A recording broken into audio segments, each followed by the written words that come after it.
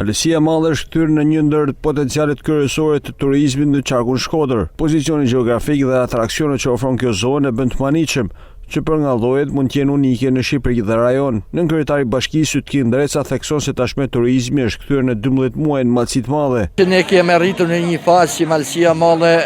ka një shtresë turistike dhe gjithë sektori që mundon në bashkinë e Malësisë së Madhe interesi jonë dhe për komunitetin dhe për gjithë vizitorët është që ne kemi ofruar një turizëm pothuajse 12 mujor dhe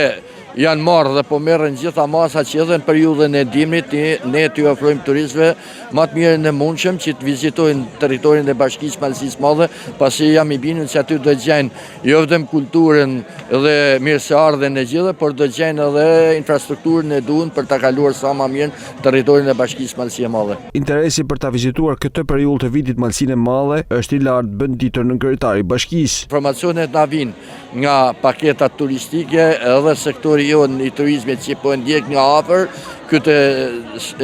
anën turistike edhe nga bregu liqenor edhe deri në majet e Alpër ka interes të jashtëzakonshëm për fluksin e turistik. Ndërsa pritet një paketë investimesh në këtë sektor nga bashkia vitin e ardhshëm.